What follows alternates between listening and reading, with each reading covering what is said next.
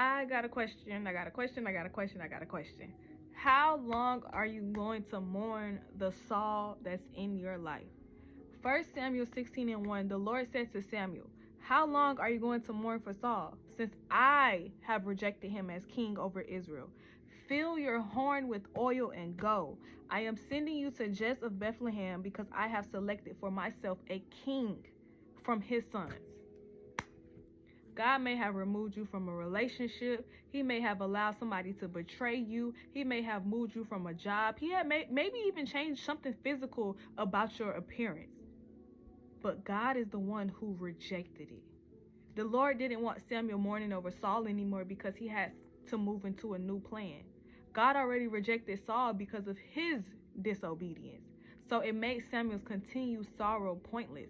I already told you why you had to do this. I already told you why this person had to leave. I already told you why this person betrayed you. I already told you why you had to leave that job, why you had to cut your hair, why you had to move to a new state. I already told you. I already gave you the revelation behind it.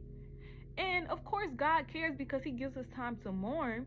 So Samuel felt the way because he invested into Saul. He invested into him to be a king. And basically, Samuel felt a little disappointed, a little betrayed, a little like he failed him, And it's the same thing with the Sauls in our life. We feel away, which is fine, but God gave us time to mourn. And once that time of mourning is over, it's time for you to go and fill your oil. Else you're going to miss what God has for you.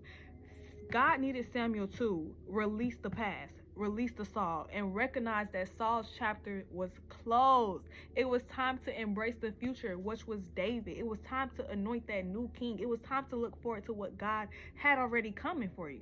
And he gave you provision with the revelation.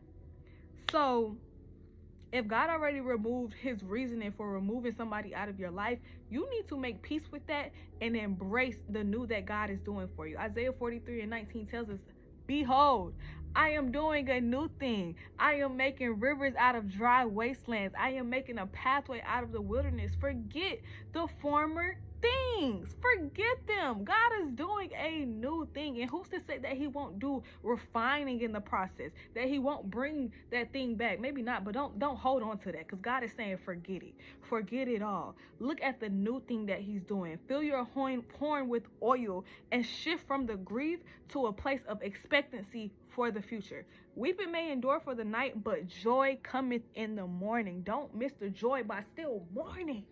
Okay? I love you. But how long?